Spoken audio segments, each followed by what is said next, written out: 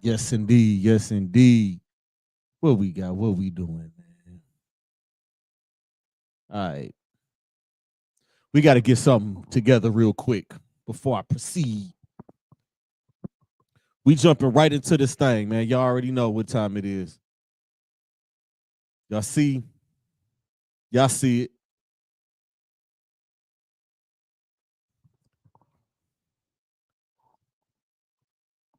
Feel real good.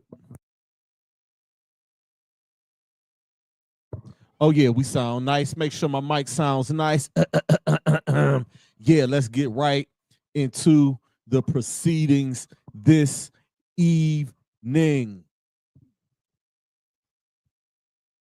It's another Thursday night, and I feel real good. Mic check. 1 2 1 2. Y'all know what day it is. Y'all know what time it is, and y'all know who y'all looking at. Welcome, ladies and gentlemen, to another episode of Club Pizzle. I'm, of course, your host, Don P. Pizzle, Pod God. Y'all are now tuned in to the best pod in the land. Don't let nobody else tell y'all otherwise, because I am him. Um, Thank y'all for y'all continued support of this podcast. Thank y'all for y'all continued support of this platform. I am going to be making a few changes that I will be talking about uh later. I mean, y'all saw the announcement. I'll talk about it later on. But y'all know the motto. We here for a good time, excuse me, and not a long time. I hope everybody's week was good. My week was okay. You know, when you work, like you work, you work. I'm a working man. Move that out of my camera because that ain't got no business being in my shot. And that has no business being in my notes. I just got a whole lot of crazy stuff going on. I ain't been down here. I ain't gonna hold y'all. I ain't been down in my cave since Sunday. And I ain't been over in my area probably since last Thursday for real. But we here, man. Again, thank y'all for tuning in. I think we should just go ahead and just get right to what we need to get to. And that is congratulations to the Philadelphia Eagles, Super Bowl 59 champions. We're gonna find out. Congratulations to the Eagles, though. What a holy moly. What a Super Bowl. I could not believe what I saw. Yeah, y'all can't hear him. So, y'all. Yeah, it won't be no sound effects. I got to still figure that out. But back to the Philadelphia Eagles, Super Bowl 59 champions by the score of 40-22. Caught me off guard. Was not expecting that to go the way that it went. I was not expecting a Super Bowl no Vaseline game. Because looking back in history and looking back over, I'll say the last 25 years. Let's just go back to 2000, 2001. There has only been maybe like 3 or 4 blowouts. We'll go the Baltimore beatdown of the Giants, Tampa Bay beatdown of the Raiders. I'm trying to think of some other ones that's in there. That that one team just totally just obliterated the other team. The Seahawks over the Broncos was pretty much a beatdown. Tampa Bay a couple of years ago over Kansas City. And that's about it. Every other one in between in there. Oh, and Denver dominated Carolina. But for the most part, we've gotten good Super Bowls, well-played Super Bowls, minus that Rams-Patriots Super Bowl a few years ago where it was like no touchdowns through 3 quarters and the score was like 16-6 or something like that. That's probably the worst Super Bowl ever played. That Pats Rams Super Bowl was so boring and just uneventful. Everything about that Super Bowl was trash, I think. Who performed that Super Bowl halftime? Was that Bruno or was that whoever? Or no, that was I think that was Katy Perry. So halftime wasn't bad. But boy, I did not see the Philadelphia Eagles being up. What were they up? 27-0 at halftime or something like that? Did not see that coming. I did take notes before I get to my notes and before I get to my thoughts.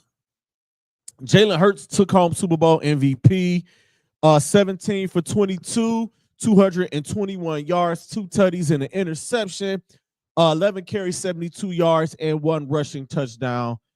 There was no doubt that he was going to get MVP. After he threw the second touchdown to put them up like 34-0, I say, there's your MVP right there. Even though you could have given it to the whole front four, because that front four was, I'll get to it. The defense held Pat Mahomes in check for the most part. 21-32, 257 yards, 3 touchdowns. He throw 1 or 2 interceptions. They say 1. He had a couple turnovers. But the 257 yards is kind of misleading. A lot of it came late. It was garbage time. And he put up 22 points. Pat didn't quit. They beat the hell out of him. But he didn't quit. He stuck with it. He kept going, running for his life the whole game. But Pat stuck it out. But back to the Eagles, that performance, Saquon Barkley pretty much held in check. Kansas City's strategy of not letting Saquon beat them worked. And it would have been even better if Jalen Hurts didn't play the game of his life. That Eagles defensive line put on an absolute show. The defense put on a show. 275 yards allowed, 6 sacks, forced 3 turnovers, including the pick 6. That's dominant. To hold these Kansas City Chiefs, who have been to 5 Super Bowls in the last 7 years, 6 years, 5 and 6, right? Yes. Including winning the last 2. One in which they just beat the Eagles 2 years ago. But it was a different team. And I go back, and it takes me back to even last season with the Philadelphia Eagles. They started off so hot, and it was like, what Super Bowl hangover? But they were still getting a lot of crap, and they fell off at the end of the season. And they end up getting bounced in the first round. I believe Baker and the Buccaneers are the ones who bounced them last year. And Jalen Hurts took all that crap, just like he took all of the crap this year and everything about it, and everything about him. They just gave him so much crap. I am happy for Jalen Hurts because Jalen Hurts has been hearing for the last 6 or 7 years that he's not that guy. Became the man at Alabama, led them to a championship, and they still felt like he's not the man. Got pulled in the second half of a national championship game against Georgia, entered Tua Tagovailoa, comes in, leads them to this great comeback. Devontae Smith, touchdown, overtime. By the way, I bet that touchdown he threw to Devontae Smith in the third quarter, which was the dagger. I know that felt good to him. I actually got a little chill with that. I was like, oh, that was, transfers to Oklahoma. He starts great. I believe they get to the playoff and they get their butts kicked. No, that wasn't that year. It's the year before. They kicked and Bama got their butts kicked. But he gets to Oklahoma, starts the season off well, kind of tails off, becomes a second round pick, becomes the starter, and they still didn't believe. Got him to the Super Bowl. Probably was the Super Bowl MVP in Super Bowl 57.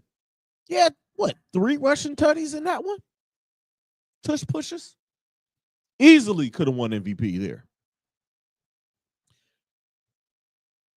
So come back last year, start hot, and Philly still get crap from all of the experts all season. They fall off. They lose in the first round of the playoffs. He got to go through this offseason. He signs this big deal, and that's one thing I do not like is the fact that these guys sign these big deals, and all of a sudden people give him grief. But that man got grief his whole time. The offense, 21 first downs, 345 total yards, 37 minutes a time of possession. 36 minutes, 58 seconds. So 37 minutes. They dominated. Belt to ass they put to the to the Kansas City Chiefs. That D-line again, man, they did not blitz. Go back and watch the game. No blitzes. They rushed 4. They say, hey, R4, y'all 5, let's go. And they beat. Listen, if you get home with 4, or you can consistently get home with 4 and drop 7 back, chances are you are going to win. You can win. That is not close. That is, if y'all do it, and I hate to even say this, and I'm not going to say it. Brandon Graham being back was huge for them. He wasn't supposed to be back, or I don't think he was supposed to be back, or they didn't believe, or they didn't think that he was coming back. What did he tear? Tricep or pec? Whatever it was, he was not expected to be back. I think he announced his retirement and everything. He was ready to go. Like, ready to be out, like, damn. Couldn't get it done, but he got it done. Salute to Brandon Graham.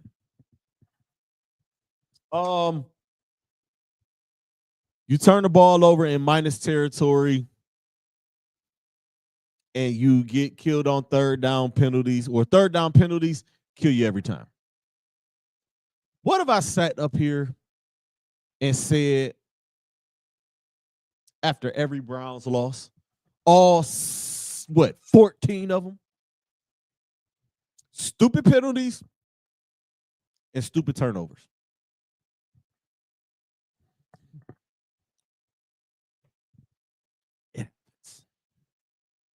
And it sucks, right?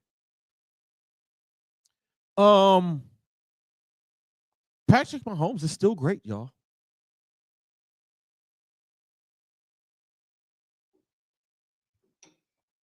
In spite of how y'all feel about him, his wife, his brother, whatever, Patrick LeVon Mahomes II is still great. And it's puzzling, the fact that this man gets so much hate for doing what he gets paid to do, and that's win football games, and that's win championships. The man got 3 of them already at 28, 29. The fact that y'all think the GOAT conversation is over with is mind-boggling. Even though the AFC is loaded. Reigning, defending MVP, Josh Allen, is lurking in Buffalo. 2-time MVP, Lamar Jackson, is lurking. Joe Burrow is lurking. CJ Stroud is coming, or he's here. Other teams can sneak up. You never know.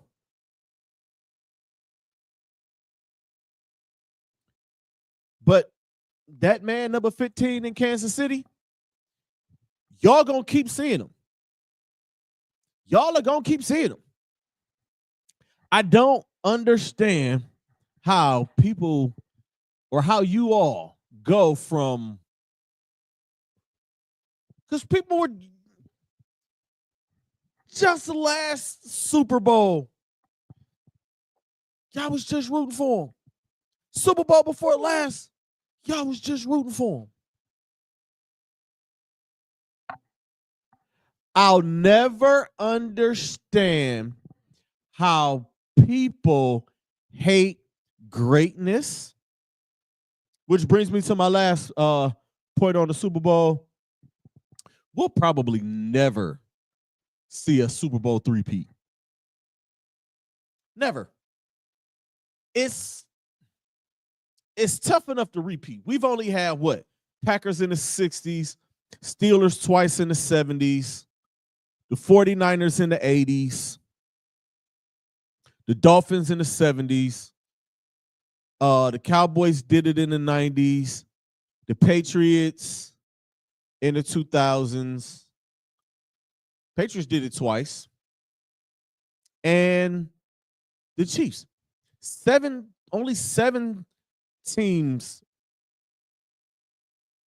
So basically like 10 times, because a couple of teams did it multiple times. The Steelers did it twice. The Patriots did it twice. Did the Niners? No, the Niners didn't do it twice. But those teams did it twice, and then 7 other teams. Like, this doesn't happen. A three-peat, I would have loved to have seen it. I'm a person who likes to watch history, and I'm going to always root for history. Okay?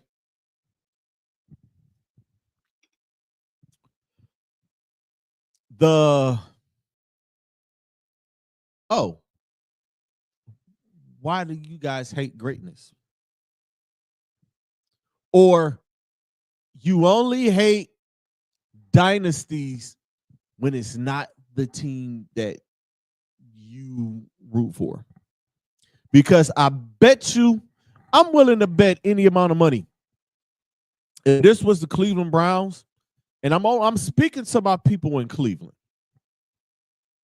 and in Ohio, because if this is the Cleveland Browns going for a three-peat, if this is the Ohio State Buckeyes going to defend their title and going for a 3rd championship or another championship after a decade or a half a decade of dominance,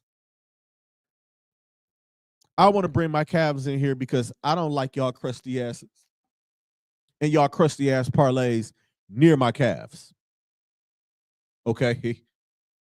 I'm just stay over there. Go elsewhere. If this was these teams, y'all would say, "Oh, why did everybody hate us?" I'm not kicking y'all back in. I'm just asking y'all a question. It's nasty. But the Golden State Warriors, Cleveland fans, we have a gripe because our team was on one side of that. But I don't get tired of teams winning. They do what they need to do. They do the necessary things they need to do to get those things done. And y'all best believe the Kansas City Chiefs will be back. Do I think they're going to the Super Bowl next year? It's hard to say. It's honestly hard to say. I want to say yes, but I'll get back to y'all in September about that. Let's get to halftime. Let's talk about this halftime. Kendrick Lamar. And I'm speaking for myself. I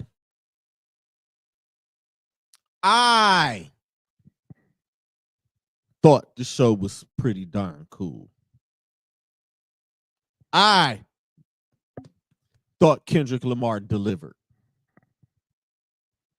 If y'all didn't think he did, that's fine. There was no need for certain people, and I'm not going to name names because they know who they are. There's no need to jump on everybody's post in your news feed that said they liked the performance. There's no need to jump on their post and say, nah, it wasn't good. Who are you trying to convince? You or us?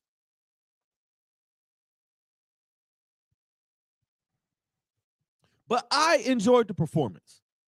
The song selection, I wasn't a big fan of, but I understand. If you know Kendrick Lamar is never going to do what anybody expects him to do. Kendrick Lamar marches to the beat of his own drum. Kendrick Lamar, since the beginning, has always marched to the beat of his own drum.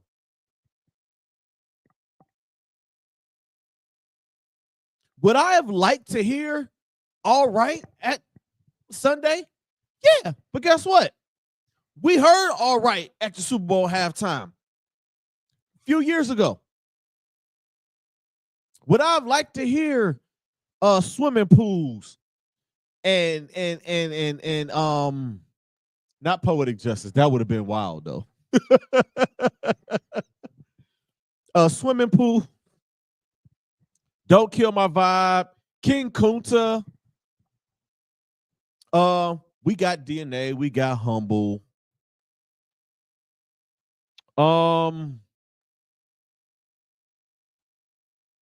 Mad City, we heard at the Super Bowl already. I honestly don't know what people expected. And I'll say visually, it was incredible. What I saw and interpreted as the Squid Game PlayStation controller, like the set, it was great. It looked great. I was like, oh, this is great. Samuel Jackson as Uncle Sam, fire. The all of the guys climbing out of the Grand National, fire. SZA looked great, by the way, and I don't look at her like that. She's all right to me, but she looked great. Again, I don't know what people expected.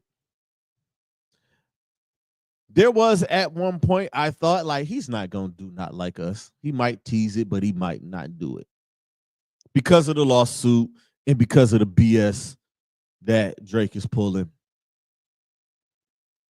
But once he broke into Euphoria, I was like, uh-oh. Imagine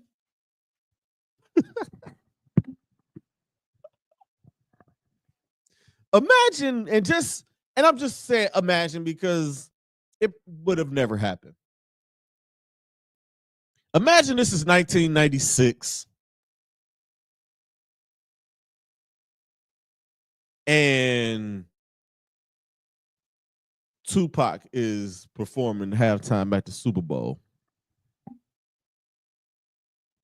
and you hear, "Swap, choke, you fat mother." First off, yep, and the click we claim West Side when we ride, come equipped with game. You claim to be a player, but I'm your wife who bust some bad boys.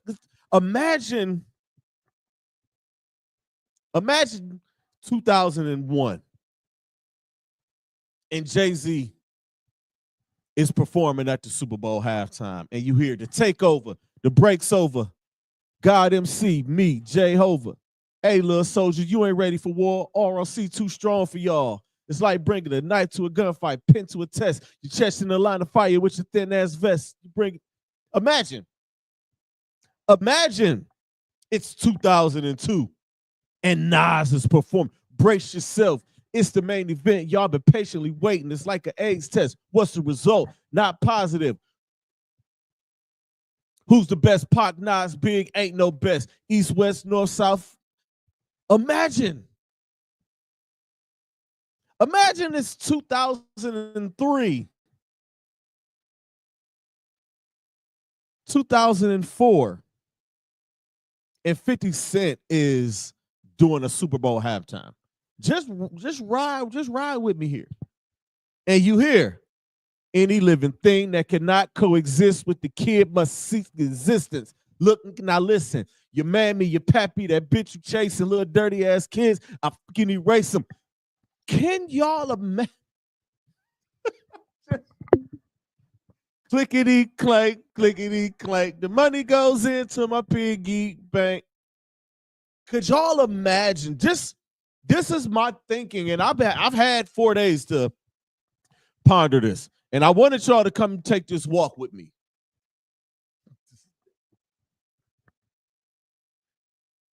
Could y'all imagine that back then? No, right? So imagine if Dr. Dre would have did Mr. Buster. What you at? Can't scrap the licks. So I know you got to stay on hard from ganking your road dogs, the hoods you grew up with, because you grew up with. Don't even respect your ass, and now it's time for the doctor to check your ass, fool. Used to be my homie, used to be my ace. Now I want to slap the taste. Imagine in 92. Imagine 1990, what, one? God damn, I'm glad y'all set it off. Used to be hard. Now you just imagine hearing a diss record at the biggest halftime show in the world with 120 some people watching. And you hear once a lame, always a lame. Well, he didn't say that part. Don't you know the money, the power, fame?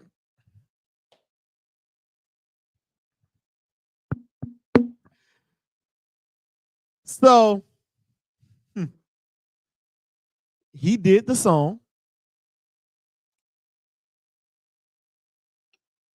looked in the camera, broke the fourth wall, and said, "Say Drake."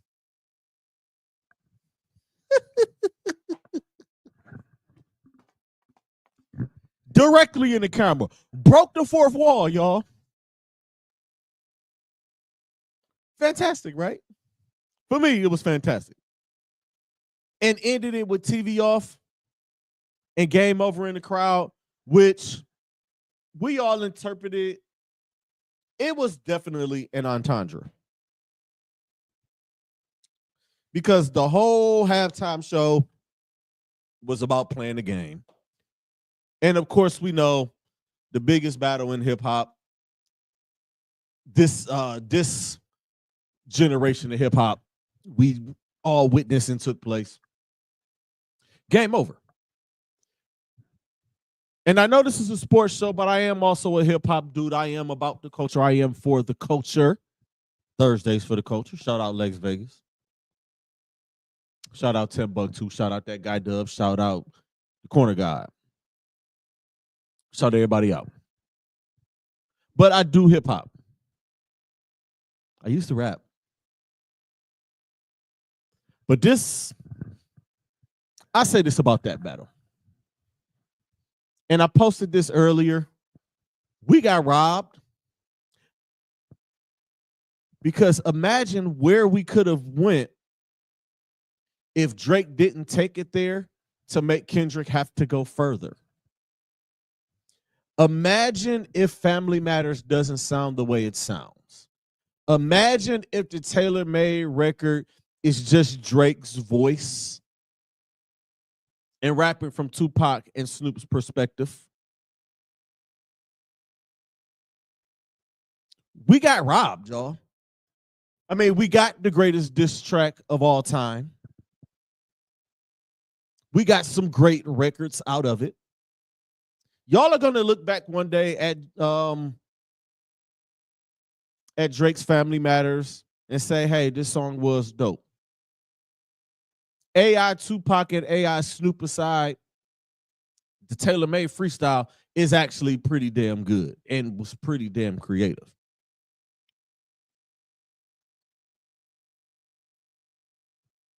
So overall, I thought Kendrick did a good job. Kendrick does what Kendrick does. Don't understand why that's so hard for people. Now, as far as next year goes, I have no idea. We mess around and get Post Malone or Chris Stapleton. They might tell us like, all right, man, enough of the hip hop. Like, we got to do something else. I mean, who knows? Could be Taylor Swift's year next year. It damn sure definitely ain't gonna be Lil Wayne's ass. So y'all can just let that one go. I saw some of y'all saying, oh, Wayne could have done. No, Wayne could not have done that. Wayne don't know his songs. I do know a couple hip hoppers or a couple of artists that'll tear the stage up. Is 2 currently in jail right now for their sins, and one who has totally lost his ever-loving mind that would tear the Super Bowl up, but that's not a conversation we are ready for. Cleveland Cavaliers are 44-10 heading into the All-Star break with wins last week over the Washington Wizards, the Minnesota Timberwolves in a game that I attended, and the Toronto Raptors. Oh, my God, the transition from Karis LeVert and George Niang to DeAndre Hunter is seamless. DeAndre Hunter fits right in. Defensively, I'm telling y'all, being there, watching him get introduced, watching the crowd go crazy, we all gave that man a hero's welcome. We cheer for that man. we gave him all the love in the world. We gave him a good old Cleveland welcome. Coming out defensively, they did not give up a single field goal for the first 9 minutes. Impressive. Absolutely impressive. And I'm watching the defense on a string. I'm telling y'all, this man is not, he doesn't know the scheme and the plays and where he needs to be at just yet. But just him getting in there and playing ball, him, Jared Allen, Evan Mobley on a string with Donovan and Darius up top. Hey, Cleveland, buckle up. Get ready. It's getting ready to be. It's already been a special year. It's about to get more special. It's about to get more fun. The next games after the All-Star breaks, they go to Brooklyn. They come home for New York and Memphis. I will be at the Memphis game. I got to go see Ja in person. And they play Orlando in a game that I'm interested in because Orlando was just now starting to round back into form. But if you would have told me this team would have been 44-10 at the All-Star break, I would not have believed you. But this team is balling. Can't believe how well this team is playing. Evan Mobley flip the switch. Anytime he sees the 7-foot Frenchman, he turns into the finished product. Every time he sees Scotty Barnes, he turns into the finished product. And when I say the finished product, that means the guy that I think or what he is going to look like when he puts everything together. He was so dominant on Tuesday against Minnesota. He was so active against Rudy Gobert and Naz Reid, who seeing Naz Reid play in person, I like Naz Reid. Like, he gets busy. Like, it's guys in the NBA that gets busy. Anthony Edwards really gets busy. Like, the greats are the greats. The stars are the stars. So to hate them, like, that don't work. Like, the guys are good. Like, they put in the work. They do all what they do. And Edwards is amazing. His team didn't score for the first 9 minutes, but he still put up 44. Say, holy moly. He got hot there. But the Cavs were up so comfortably, and DeAndre Hunter found his shot. Sam Merrill has seemed to have found his jump shot, and I'm so glad, because I was going sour on my guy. Like, Sam, I've watched Sam Merrill for 2 seasons down in the G League with the Cleveland Charge. I met him at the Meet the Team thing 2 years ago, and he is the nicest dude in the world. Like, he's so nice. Like, he talked to us. He joked with us. He still didn't tell us if he was giving buckets to Giannis. He told me some story about they really didn't practice, which I didn't buy, but I went with because I ain't want to badger him and ain't want to seem like an asshole. But nice dude, put in the work. I watched him. I was at the game where he hit the 9. No, I wasn't at the game. I think that one was on the road. He hit like 9 to 10 threes in a G League game. The dude put the work in. He hits threes and he plays good defense. I watched this dude play some good defense. Like I said, he was guarding Anthony Edwards. He was playing some really good defense. But sometimes you can play the best defense in the world. You can do what you got to do for 23 seconds, and that great player is just going to make a play. That's why they get paid the big bucks. That's why they are the number one option. That's why they are the stars of the team. But I am looking forward to this back half of this Cavs schedule. Like I said, I'll be at the February 23rd game against the Memphis Grizzlies, who have caught fire, and that passed the Houston Rockets up in the West. I believe the Grizzlies are the 2nd seed in the Western Conference right now. I believe. But I'm looking forward to it. And if y'all haven't been cheering and y'all haven't been posting about the Cavs, just keep doing that. I don't need y'all crusty ass jinxes to come and put bad juju on my team. I don't need y'all crusty ass parlays near my Cleveland Cavaliers. Get it? Got it? Good. It is All-Star Weekend, y'all, which just so happens to fall on Valentine's Day. All-Star, I don't care about Friday. I mean, the rookie, like the Rising Stars Challenge, the winner of that, the Rising Stars Challenge, that winning team is going to be at the big game on Sunday to take on one of the teams. But I want to talk about Saturday night. I'm really not looking forward to the Saturday night, and I'm going to be honest with y'all. I am not going to watch this live. I'll probably watch it.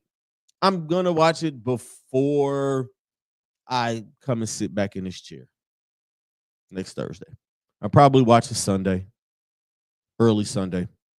But it's Valentine's Day.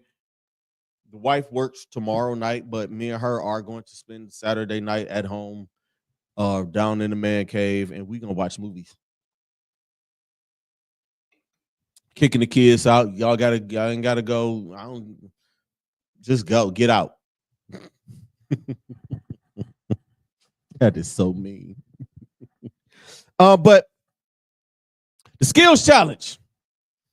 Our Cleveland Cavaliers are sending a team out there. We got Evan Mobley and Donovan Mitchell. The team rooks is Zach Reichisher and Alex Sarr, the French connection. Team Spurs, Chris Paul and Victor Wembanyama. Shout out to Wemby, man. I can't wait to go see Wemby play in person too. And Team Warriors, which is the host team, Draymond Green and Moses Moody. Why didn't Steph do it? Why you gotta be Moses? Like, get your crusty ass out of here. Why you didn't? Whatever. Slam dunk, and I hope this is the order. I'm reading these off. I hope the slam dunk is in the middle because I give two damns about the slam dunk. Matas Bozelis from the Chicago Bulls, Stephon Castle from San Antonio, Andre Jackson from Milwaukee, and Mac McClung of the Osceola Magic of the G League. I am hoping Mac McClung is probably going to win it, but if I'm going to pick somebody, I'm going to pick Stephon Castle. That dude get busy. And the Spurs is coming, I'm telling you. And the three-point contest has got to be the main event. I mean, it's in Oakland, the Splash Brothers, home of the Splash Brothers, or the old home of the old Splash Brothers. It's got to be them. The three-point contest, Jalen Brunson, Cade Cunningham, Darius Garland, Tyler Hero, Buddy Hield, Cam Johnson, Dame Lillard, and Norman Powell. That is a loaded three-point competition, and I think it's going to be absolutely lit. The game is Sunday. You got the three teams. There are two all-star replacements. Trae Young is going to be replacing Giannis Antetokounmpo on Team Chuck, and Kyrie Irving is going to be replacing Anthony Davis on Team Shaq. Now, let me tell y'all something. And this is for everybody on social media. Y'all ruin all-star games.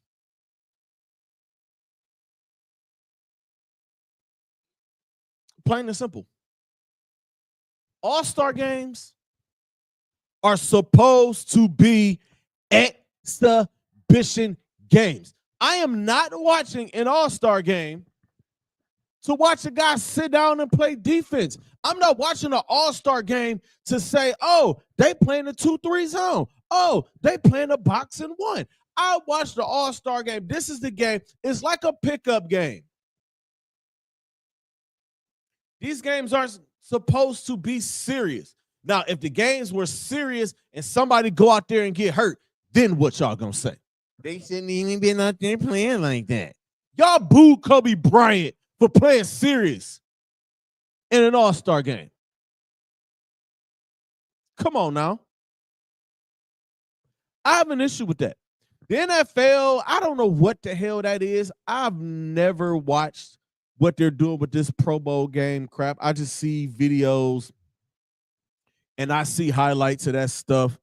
But I'm not watching the Pro Bowl. And to be honest with you, I probably haven't watched the Pro Bowl since 2009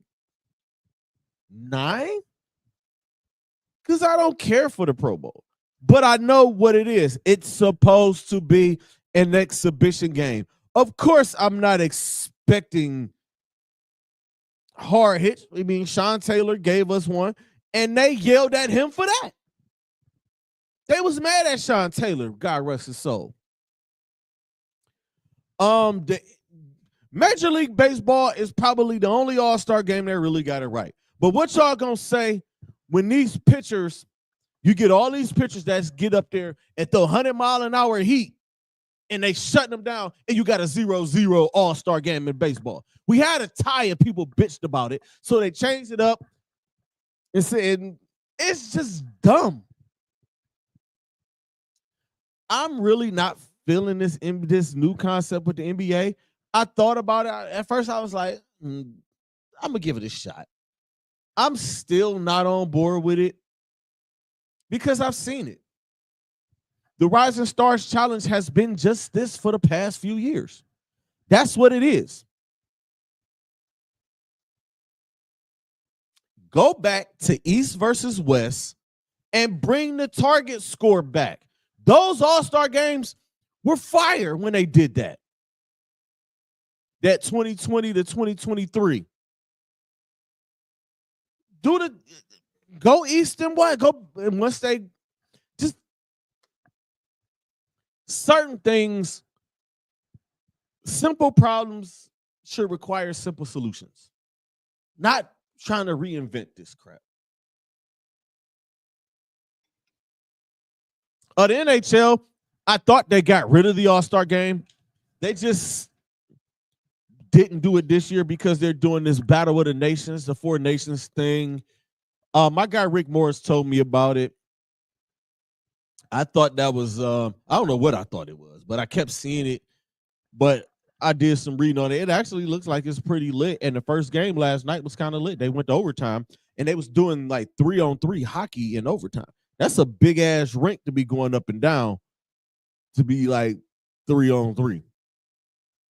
So that's something that caught my eye, and I'm gonna pay a little attention to that. I would like to I'm not a hockey fan, but I will go to a hockey game. It's a spectator sport. If you've never been to a hockey game, I recommend you go. You won't be disappointed. And I'm not talking about the fighting. I'm just saying, like, all together, like the atmosphere. Well, at least at Monsters games, I am going to drive to Columbus to go to a Blue Jackets game. Or I might drive to Detroit for a Red Wings game since they're so close. Or I could drive to Pittsburgh to go to a Penguins game. I wouldn't mind seeing Crosby in person.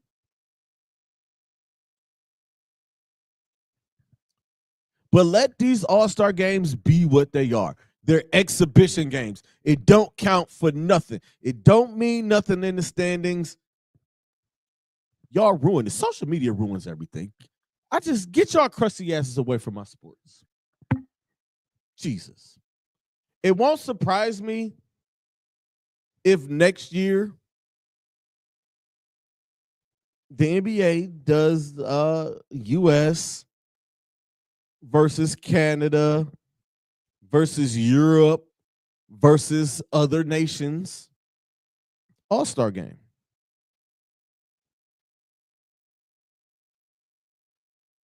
It won't surprise me. Not one bit. That said, y'all, we going to get out of here. Thank you guys for tuning in. Last thing before I get out of here, as y'all saw, I did make an announcement that I am going to be phasing out the happy hour brand. And that's because I felt like it was time for a change. That's all I got, really.